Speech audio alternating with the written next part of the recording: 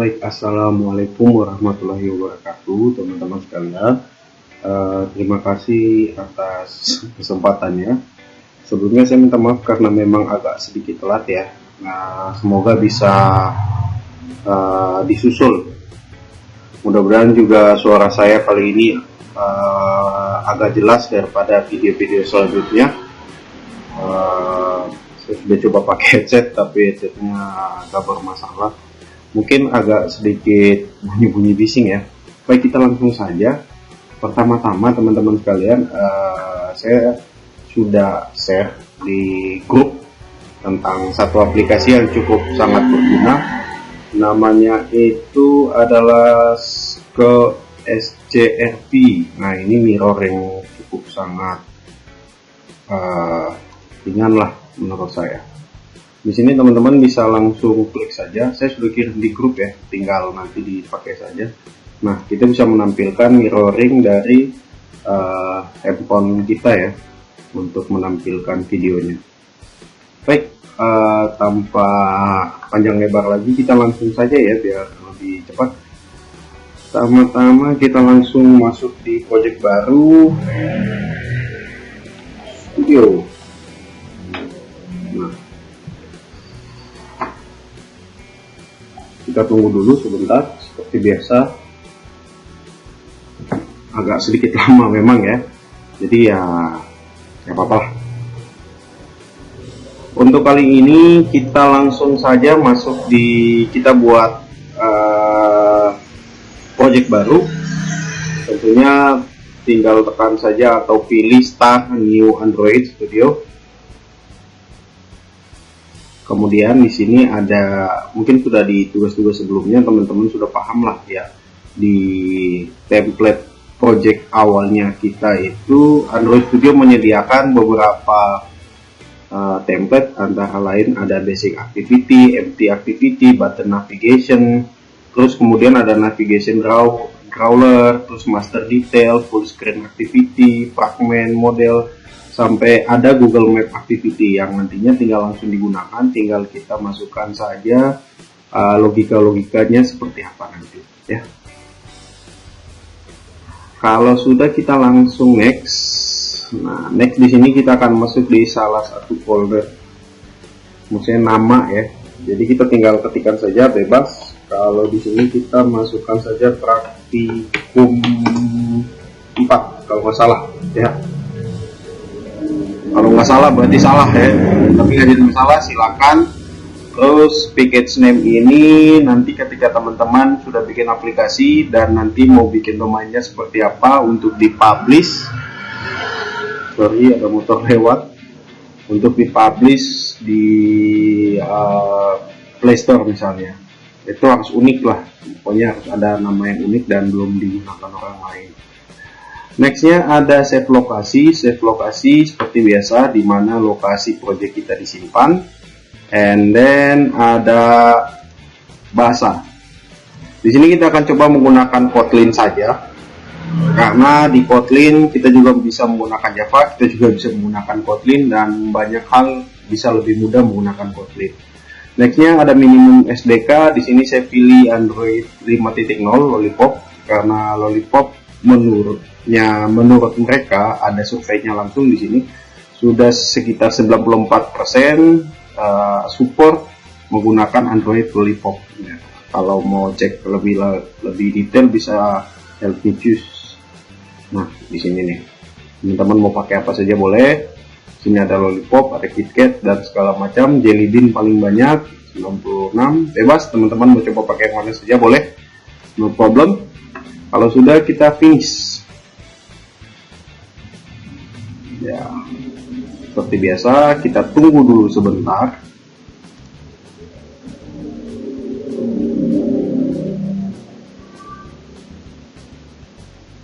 Oke, kalau sudah, sini ada tip. Biasanya kalau terhubung ke internet, biasanya dari Android Studio langsung otomatis memberikan tips-tips tiap harinya. Kita close aja, masih belum kita butuhkan. Yang pertama, kita nanti kayaknya kita harus bahas sedikit tentang struktur foldernya. Di sini ada banyak. Kalau teman-teman pengen menampilkan menggunakan project, tinggal klik project. Di sini nanti dia memunculkan by project ya. Terus ada package, jadi nanti kosong ya, package kosong. Oh ya, masih running. Kita tunggu dulu sampai selesai. Mungkin masing-masing komputer beda-beda, ada yang sudah selesai, ada yang belum. But no problem, kita santai saja. Sip. Udah belum ya? Cradle-nya masih Cradle finish. Oke, punya saya sudah sepertinya. Nah, di sini saya biasanya default sih ya.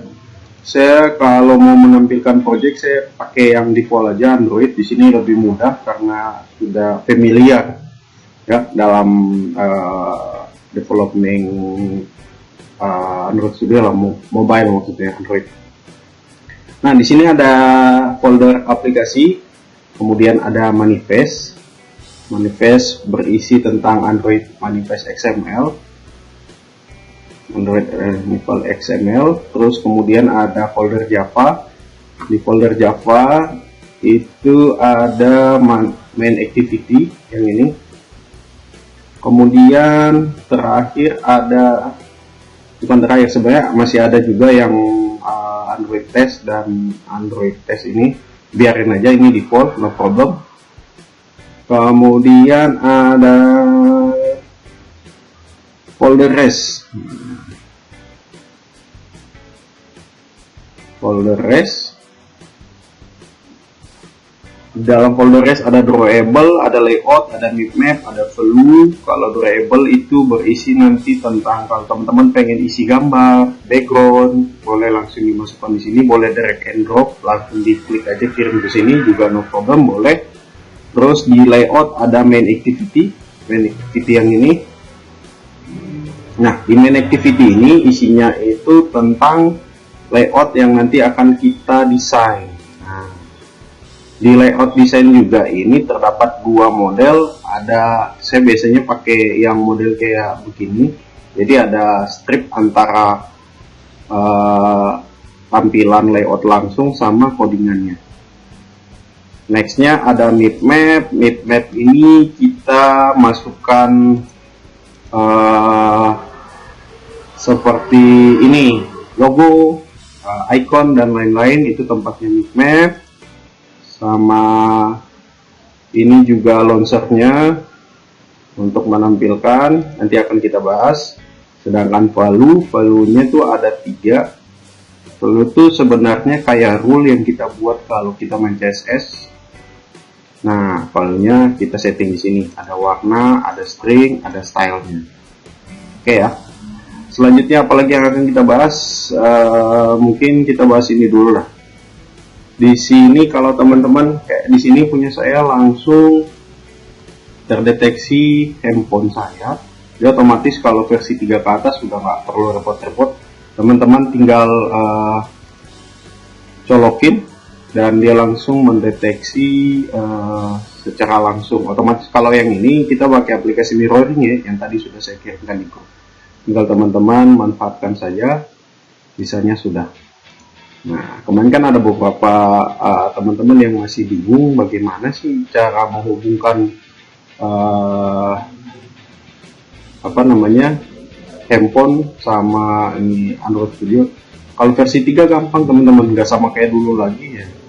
Sekarang gampang, tinggal dicolokin saja, terus dibuka mode debuggingnya atau mode developnya diaktifkan. Nanti dia langsung otomatis ke connect.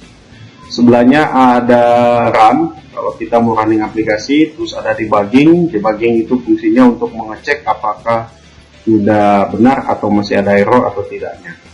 Terus di sebelahnya sini ada banyak ya. Di sini ada attach debugging untuk ngecek lebih detail. Terus ada run anything, itu walaupun error bisa dijalanin. Terus yang di bawahnya lagi, nantilah kalau teman-teman pengen nanya bisa langsung tanya saja sama saya yang mana. fungsi-fungsinya ya. Terus sebelah sini posisi kita ada di mana, posisi folder kita, project kita ada di mana ya. Next, di bawahnya ada eksekusi, ada terminal. Terminal ini tuh biasanya nanti kalau sudah bisa bikin aplikasi, terus nanti kita mau hubungkan sama GitHub, nah itu juga bisa kita gunakan pakai terminal.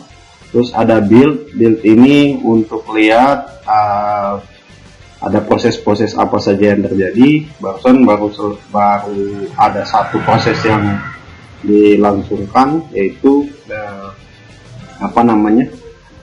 praktikum ya, tadi pas opening ya.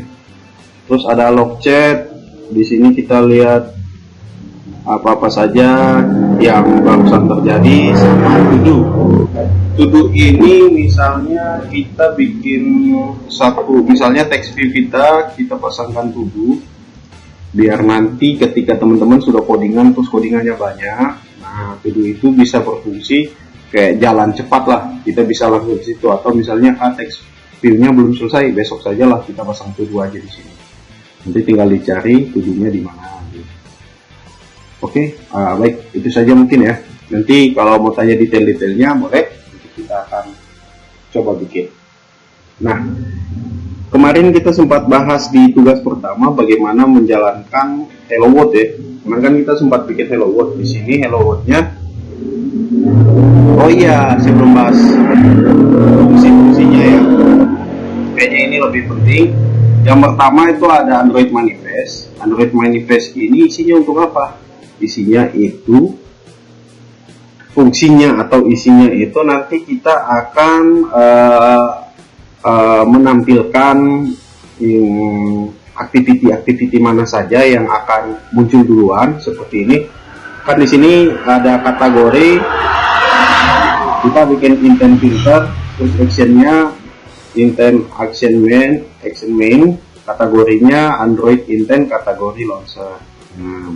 Launcher ini yang nanti dimunculkan main activity ini adalah activity ini. Jadi yang mana ya? Nah, activity main ini yang akan nanti muncul gitu. Jadi dari Java ini nanti akan memunculkan layout yang sudah inilah, yang default inilah. Nah, fungsi manifest itu. Jadi manifest itu tempat kita menaruh launcher atau apa sih namanya, semacam activity mana yang akan kita munculkan terlebih dahulu gitu. Nah, seperti itulah mungkin. Atau kita juga bisa memberikan permission, misalnya kayak permission, kita butuh permission, misalnya kita mau bikin permissionnya, misalnya kayak kita pengen bikin permission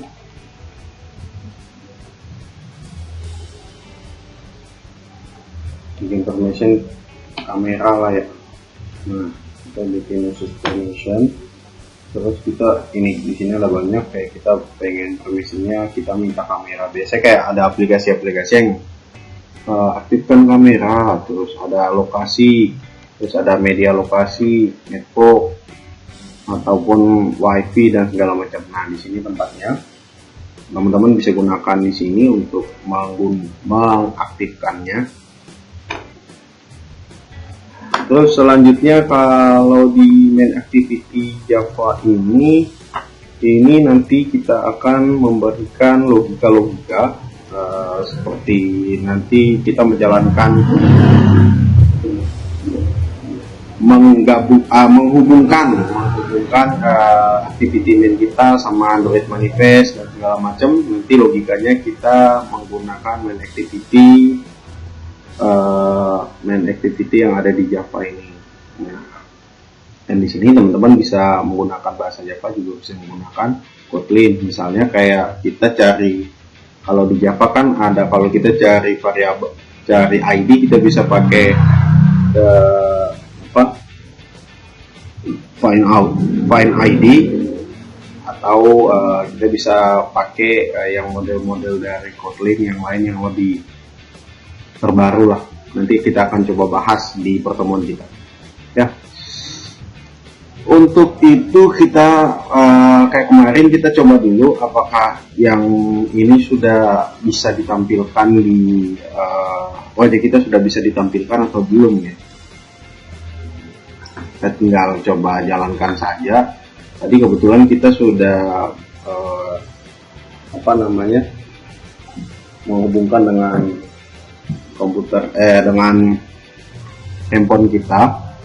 Tinggal kita lihat apakah ada yang salah. Kita hapus dulu, terus kemudian kita coba lagi.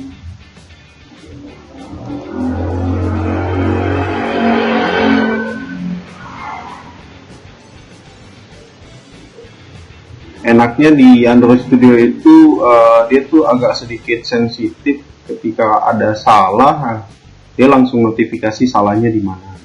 Agak lumayan enak lah daripada kita main PHP yang harus kita lihat di web dulu lah salahnya apa gitu, ya kan?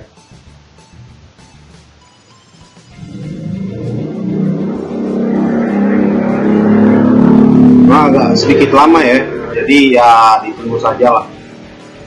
Mungkin ada dari teman-teman yang sudah selesai. Nah, di sini ada sukses. Kita tinggal lihat apakah sudah bisa terbuka. Nah, bisa. Di sini sudah muncul hello world dari praktikum kita yang percobaan pertama lah ya. Nah, selanjutnya kita akan coba bikin apa? Kita mungkin akan bermain sedikit dengan yang namanya widget ya. Widget itu salah satu fitur di Android Studio yang teman-teman bisa melakukan desain dan segala macam. Pertama-tama kita minimizekan dulu, terus kita besarkan biar mudah lah ya.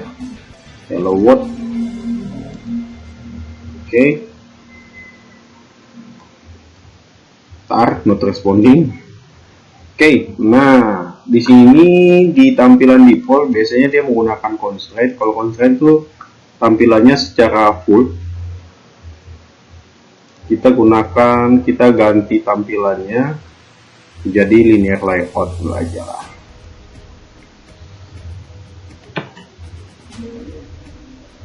Linear layout ini dia. Oke. Kalau seperti ini tampilannya kan dia langsung pindah ke atas gitu kan. Saya boleh juga teman-teman bisa pakai drag and drop, kayak misalnya pakai button langsung drag ya, boleh. Nah, tapi karena dia linear layout, dia pasti langsung berdirect ke posisinya, bisa langsung ke sebelah. Kalau teman-teman mau pindah, dia pasti pindah. Kenapa? Karena kita belum bikin web content. Boleh teman-teman langsung edit di sini saja, tapi saya lebih senang langsung di sini ya. Ketika masukkan drag and drop, dia otomatis langsung muncul otomatis di sini teman-teman. Jadi sudah ada ID-nya di bottom, bahkan segala macam teks dan segala macam sudah ada. Nah, untuk pertama-tama kayaknya tampilannya kita rubah dulu. Kayak dari sini kita bikin dulu jadi web content di hello world-nya, konten set, terus kita pindahkan dulu, kita tambahkan lagi grafitinya kita bikin horizontal, terus nanti di sini kita tambahkan grafiti lagi. Ini di kolom tag view ya teman-teman. Grafiti layout kita bikin vertikal biar posisinya ke bawah. Ini kita hapus dulu apa ya, biar enak. Nah, dia belum pindah ke bawah, kita bikin tetap harus ke tengah biar enak lah kelihatannya ya. Kalau match parent web content nanti saya jelaskan pas di bottom aja lah, biar lebih mudah terlihat. Untuk sementara saya bikin posisinya dulu, orientasinya kita tambah dulu jadi vertikal. Oh, kebalik apa ya? Horizontal. Ini juga kita tambahkan orientasi.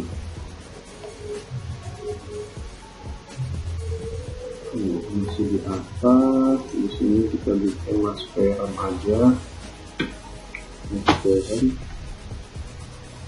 kembali apa ya? Tunggu. Horizontal center, horizontal, center vertikal, center vertikal. Nah, ya kan? Udah pindah. Jadi kita bikin center kan tengah, vertikalnya tuh atas bawah, terus di layoutnya kita pasang center horizontal, jadi dia langsung turun ke bawah ke center, terus dia horizontal gitu teman-teman. Kalau sudah, biar tengah kita tambahkan orientasi ini udah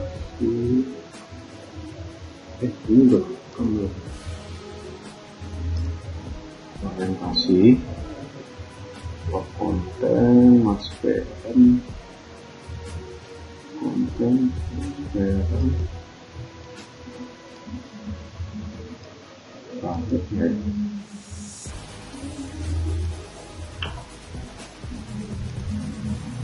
nah itu dia, balik ternyata harus vertikal biar dia lurus ya. Nah sekarang posisinya sudah di tengah, cuman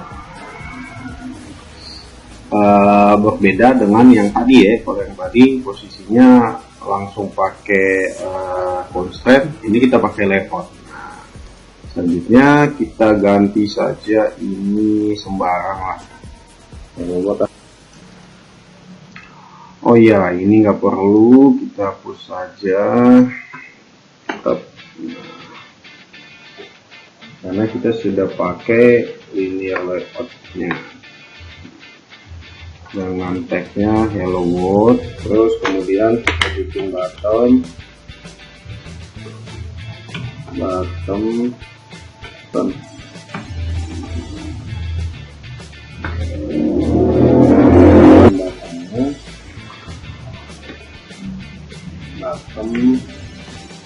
kita bikin bottomnya, kita bikin waktu dulu sama terus kita bikin teksnya. Ini baru bisa teksnya, coba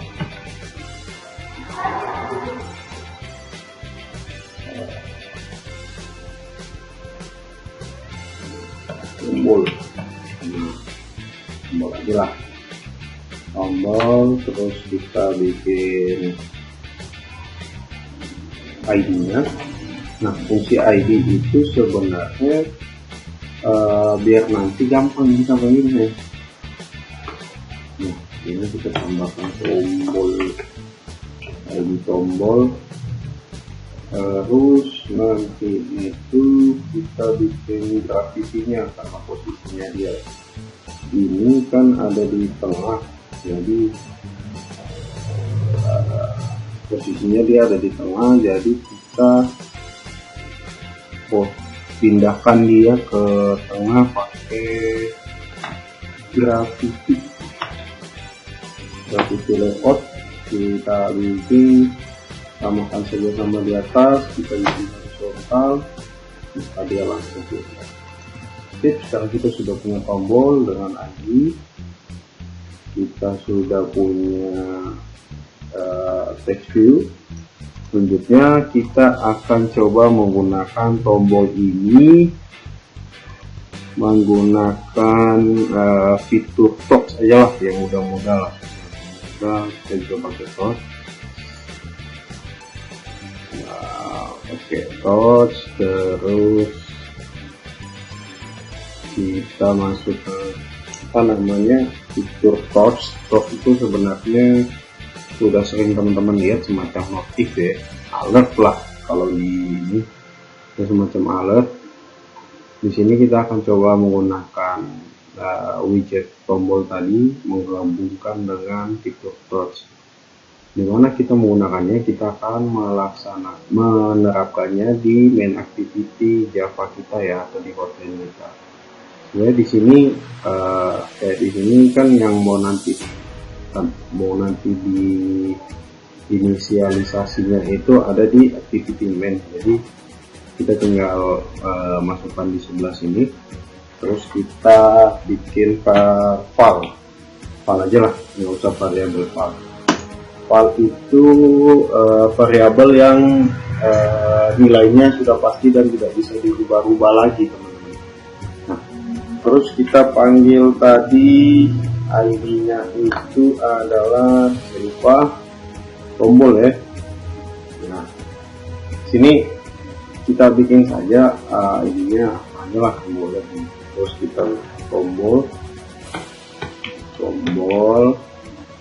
terus kemudian angkat tombol button aja, tombol button. Terus kita inisialisasi aja sama button. Jadi yang button di sebelah itu dia berhubungan langsung di sini. Kemudian kita panggil find by ID. Tadi kan kita sudah buat ID di tombol, ID tombol ya. Jadi kita bikin find by ID. Enaknya pakai Android Studio gitu, tinggal ketik bentar, semacam snippetnya atau otomatis menjadi ya. Nah, di sini kita bisa lihat di sini teman-teman, tadi ada petunjuknya. Jadi kita masukkan ID pas ketika tadi kita ketik ya. Jadi penulisan ID itu kita pakai R, kemudian kita masukkan ID, terus tombol ya, tombol tutup, kemudian kita panggil tombol button tadi, kita bikin set on click, set on listener ya. Set on listener ini ketika kita klik maka dia langsung memproses ya. Biasanya kita gunakan di button atau gambar yang nantinya fungsinya bisa diklik lah. Kita open saja, kita bikin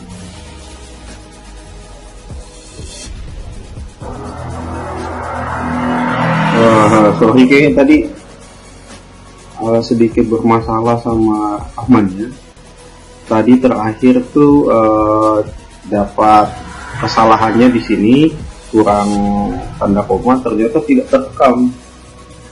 Kurangnya tadi ada di tanda koma, sama di activity-nya itu kita harus tambahkan tutup ya.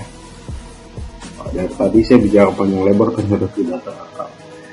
Dan untuk hasilnya seperti ini teman-teman, sudah bisa dijalankan, tinggal tekan tombol dan ini fungsi fitur torch yang akan ditampilkan. Ketika kita klik tombol tadi, kita panggil fitur torch ya. Torch itu sama kayak alert lah ya. Mungkin itu saja dulu teman-teman, nanti silakan bisa dicoba di rumah masing-masing dan nanti akan saya bantu untuk maksudnya saya akan cek untuk minggu depan ya. Insya Allah saya akan update lagi video selanjutnya sebagai pertemuan kita yang agak sedikit terlambat. Oleh teman-teman silakan dipelajari di rumah, dipelajari masing-masing, dan selamat mencoba. Wabillahi taufiq wal hidayah. Assalamualaikum warahmatullahi wabarakatuh.